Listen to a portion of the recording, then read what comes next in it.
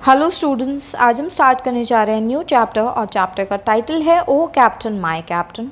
ये चैप्टर एक पोएम की फॉर्म में है और इस पोएम के राइटर हैं वॉल्ट व्हिटमैन। इस चैप्टर का थीम है सॉरो। American civil war. अब हम अमेरिकन सिविल वॉर के बारे में जान लेते हैं। अमेरिकन सिविल वॉर जो थी वो 1861 से लेकर 1865 के बीच में लड़ी गई थी। ये जो वॉर थी ये नॉर्दर्न स्टेट ऑफ अमेरिका और सदर्न स्टेट ऑफ अमेरिका के बीच में लड़ी गई थी। अब जो सदर्न स्टेट थी वो चाहती थी कि स्लेवरी ख़त्म हो जाए, यानी जो गुलामी है वो ख़त्म हो जाए, पर नॉर्दर्न स्टेट ऑफ अमेरिका चाहती थी कि गुलामी बरकरार रहे और हमारे गुलाम बनते रहें।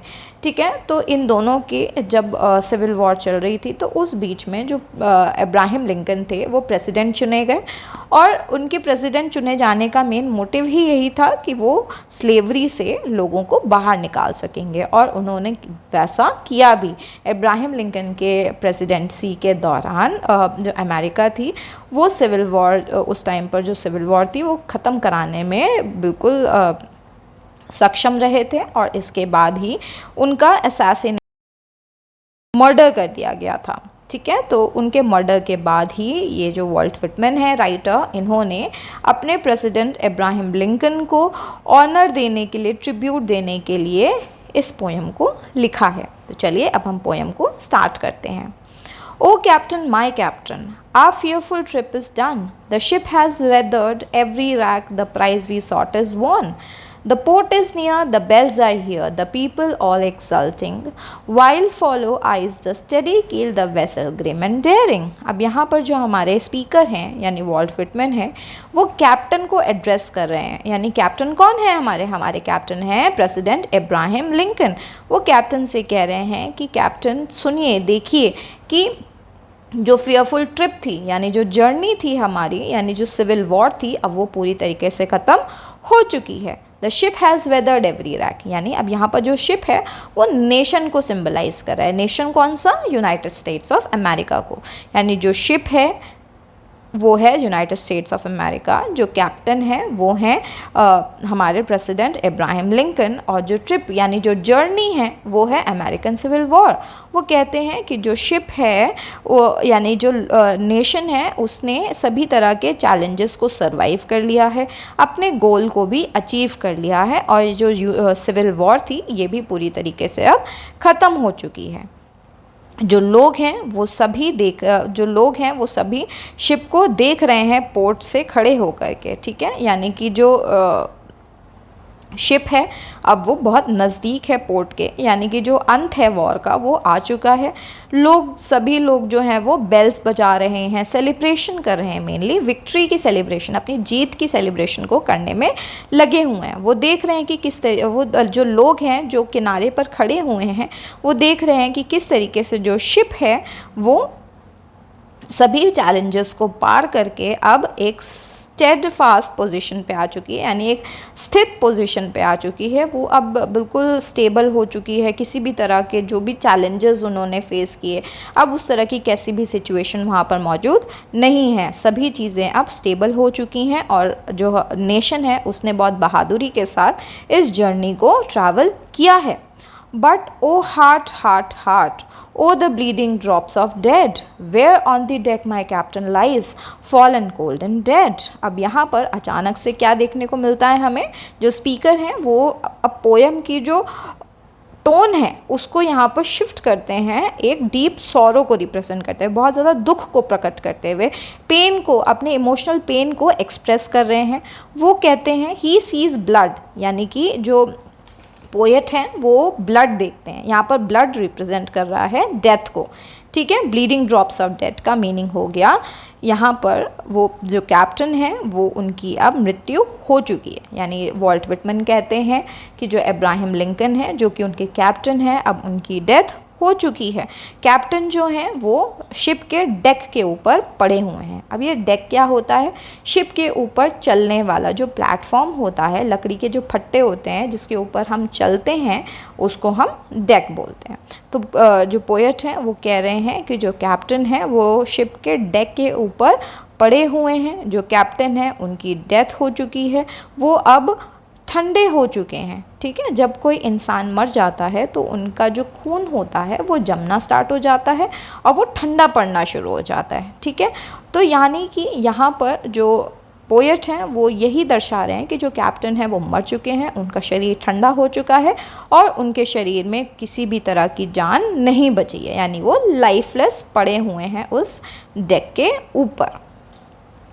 O Captain, my Captain, rise up and hear the bells. Rise up, for you the flag is flung. For you the bugle trills. For you bouquets and ribboned reds. For you the shores are crowding. For you they call the swaying mass.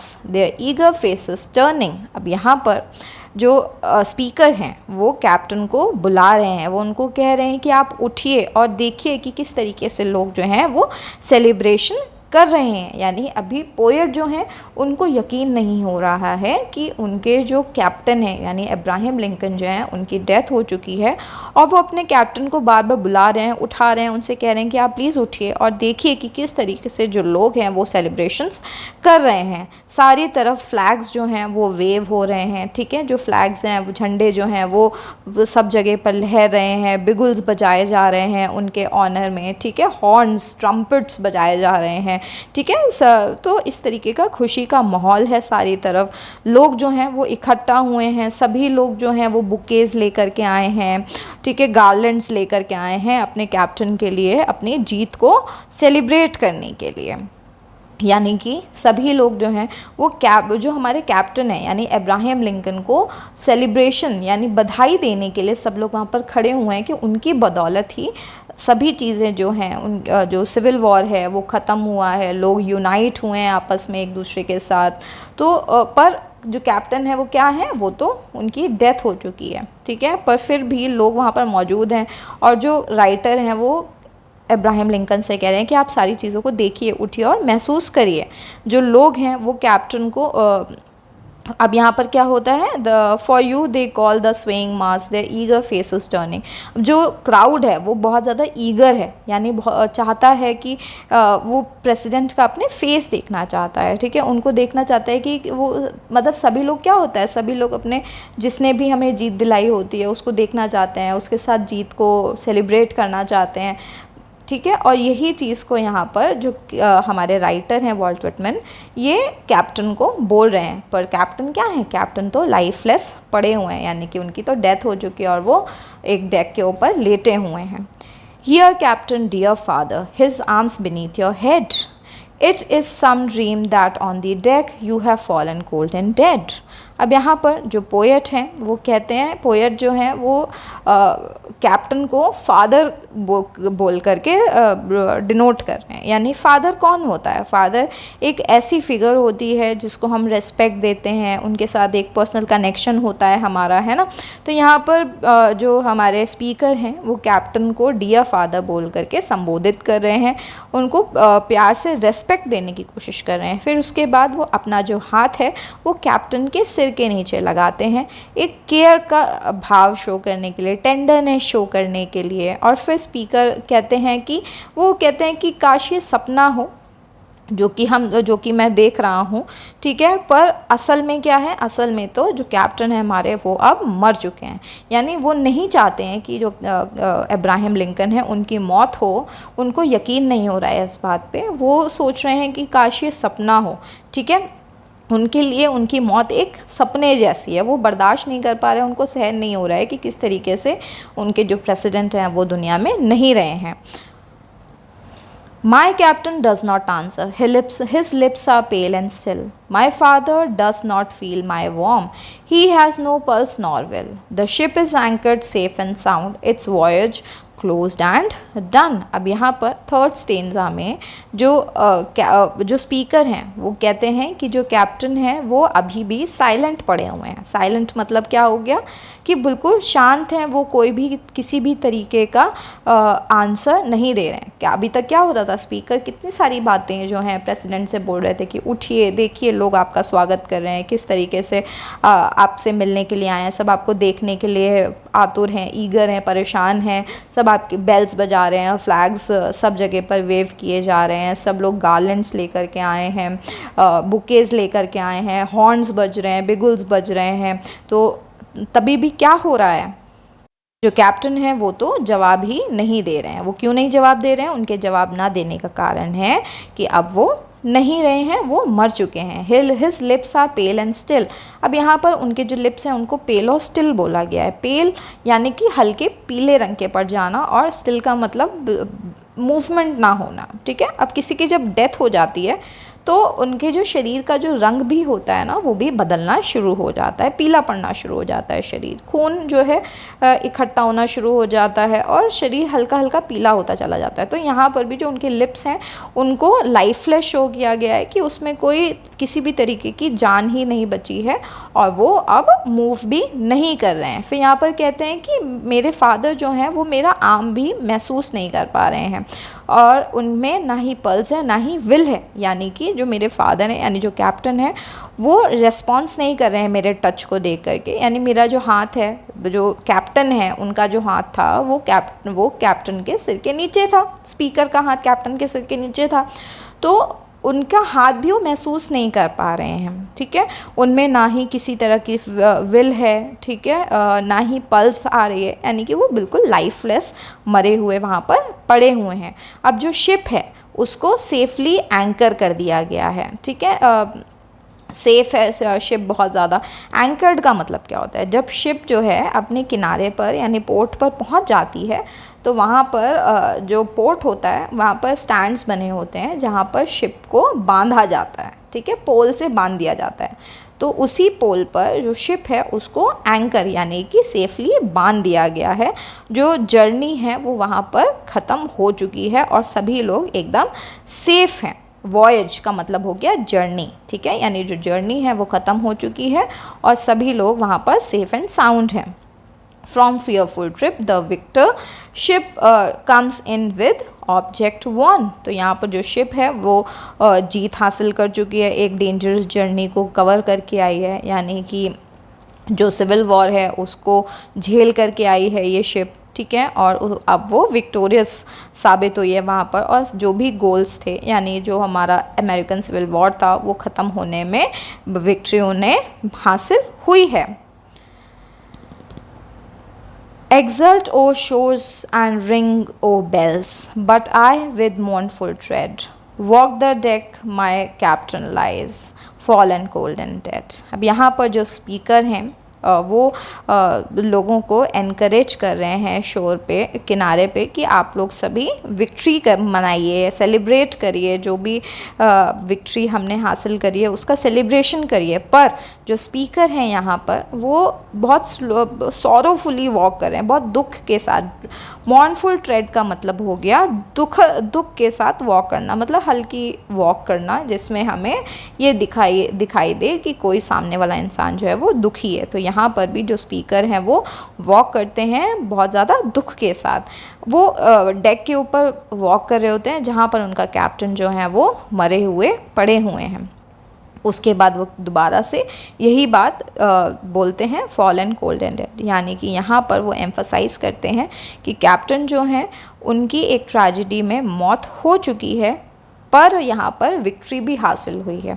तो जो poem है इसमें हमने contrast देखा कि एक तरफ लोग जो थे वो खुशी मना रहे थे कि जो नेशन है वो पूरी तरीके से अब फ्री हो चुका है स्लेवरी से, ठीक है, पर जो पोएट थे वो दुख मना रहे हैं अपने बिलवड लीडर को खो देने का, ठीक है। और कौन थे वो बिलवड लीडर? वो थे अब्राहम लिंकन, जिनका मर्डर हुआ था यानी असैसिनेशन किया गया था। तो स्टूडेंट्स ये इस चैप्टर का एंड था। आई होप आप सभी को इसकी एक्सप्लेनेशन अच्छे से समझ में आ गई होगी। अब हम आगे चलेंगे और इसके सभी क्वेश्चन आंसर्स को डिस्कस करेंगे। तो चलिए अपनी रफ नोटबुक्स निकाल लीजिए। Tick the correct answer. अब हमें करेक्ट आंसर को टिक करना है। The ship is addressing the captain of, the speaker is addressing the captain of. अब इसका ऑप्शन हो जाएगा ऑप्शन नंबर ए, शिप। जो स्पीकर हैं वो कैप्टन, वो शिप के कैप्टन को एड्रेस कर रहे हैं। The ship is returning from, ship कहाँ से वापस आ रही है? फ्रॉम अ वॉर, वो जो शिप है वो लड़ाई से वापस आ रही है। The captain does not answer the speaker because he, जो कैप्टन है वो स्पीकर का जवाब नहीं दे रहे हैं क्योंकि वो अब मर चुके हैं, ही इज़ डेड। तो ऑप्शन नंबर बी। अब आते हैं next, answer the following questions पर। आप लोग सभी आंसर्स को वीडियो पॉज कर करके भी लिख सकते हैं और उनका मीनिंग भी समझ सकते हैं। तो चलिए क्वेश्चन नंबर 1 पर आते हैं। Where do you think the ship has return from? आपको क्या लगता है कि शिप कहाँ से वापस लौटा है? तो the ship symbolising the nation has return from a dangerous and challenging journey, the civil war.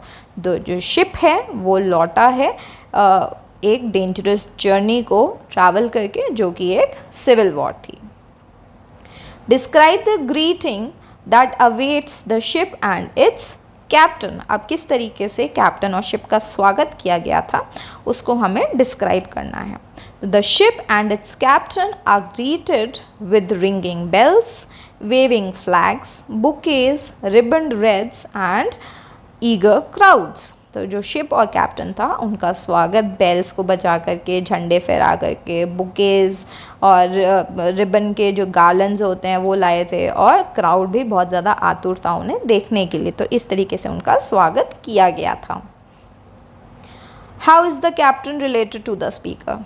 जो कैप्टन है वो स्पीकर से कैसे रिलेटेड हैं, क्या उनका रिश्ता है अब्राहम लिंकन के साथ?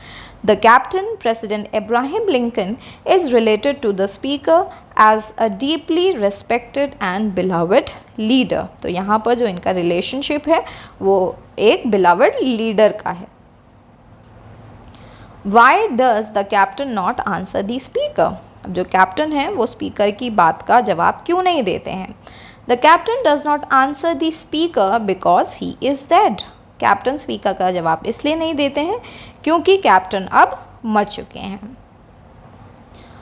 Would you describe the captain as a hero? Give reason for your answer. क्या आप कैप्टन को एक हीरो की तरह डिस्क्राइब करेंगे? अपना आपको रीज़न भी देना है। तो चलिए इसको समझ लेते हैं और इसके बाद आप सभी लोग इस आंसर को पॉज करके लिख लेंगे। Yes, the captain can be described as a hero. He led his ship and crew through a dangerous journey, representing President Abraham Lincoln's leadership during the Civil War. Despite the numerous challenges faced, he successfully guided them to victory. The poem highlights the captain's bravery, dedication, and the ultimate sacrifice he made, underscoring his heroic qualities. The speaker's deep mourning and the public's praise further support the captain's status as a hero. तो हाँ, हम लोग captain को hero की तरह ही मानेंगे। उन्होंने जिस तरीके से शिप को और उनमें बैठे लोगों को एक डेंजरस जर्नी यानी सिविल वॉर से बाहर निकाला था, वो एक तरीके का हीरोइक टास्क ही है। उन्होंने बहुत सारे चैलेंजेस को फेस किया और अल्टीमेटली विक्ट्री हासिल करी, यानी कि अल्टीमेटली उन्हें सक्सेस मिला।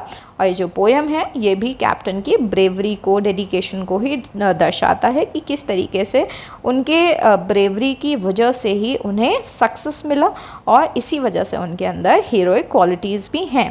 तो जो स्पीकर हैं उनकी मौत का भी बहुत ज़्यादा दुख प्रकट करते हैं जो लोग हैं, वो कैप्टन को प्रेस करते हैं और इन सभी चीज़ों से हमें देखने को मिलता है कि जो कैप्टन है वो एक हीरो हैं। अब आते हैं नेक्स्ट पार्ट पर। What is the contrast between the fate of the ship and its captain? अब यहाँ पर हमें कॉन्ट्रास्ट यानी कि दो ऑपोजिट बातें लिखनी हैं कि जो शिप का जो फेट था यानी भविष्य था और जो कैप्टन है उनके बारे में दो ऑपोजिट बातें लिखनी हैं। तो आंसर में लिखेंगे the fate of the ship which returns safely contrast with the fate of its captain who has died despite the successful journey। ठीक है, अब यहाँ पर इसका मीनिंग समझ लेते हैं। यानी कि जो शिप का जो भविष्य था जो कि सेफली रिटर्न आ गया था, यानी वो सेफ़ एंड साउंड था शिप, यानी जो नेशन था जो यूएसए के लोग थे वो सभी सेफ़ थे। पर कॉन्ट्रास्ट क्या था, जो कैप्टन था उनकी मौत हो गई थी इस सक्सेसफुल जर्नी के दौरान। अब आते हैं नेक्स्ट पार्ट पर, match the expressions with their meanings. अब हमें मैच करना है कॉलम ए को कॉलम बी से। लॉस्ट फेस का मतलब हो गया लॉस्ट रेस्पेक्ट।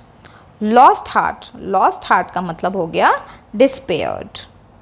फिर लॉस्ट हिज हेड का मतलब क्या हो गया लॉस्ट कॉन्फिडेंस। फिर लॉस्ट हिज नर्व का मतलब हो गया कुड नॉट बिहेव इन अ काम और सेंसिटिव वे। फिर लॉस्ट हिज माइंड का मतलब हो गया ही वेंट मैड। तो आप सभी लोग इसको मैच कर लेंगे और वीडियो को पॉज करके मैच करिएगा। कोई भी मिसअंडरस्टैंडिंग हो तो आप लोग कमेंट्स में बिल्कुल बता सकते हैं। तो चलिए नेक्स्ट पार्ट पे आते हैं। Make sentences with the idiomatic expressions used in the above exercise। अभी जो above exercise में यहाँ पर जो expressions यूज़ हुए हैं इनका इस्तेमाल करके हमें sentences बनाने हैं। तो चलिए sentences बना लेते हैं। He lost face after the embarrassing mistake at work। Next आते हैं lost heart के ऊपर बनाना है। She lost heart after failing the exam for the third time।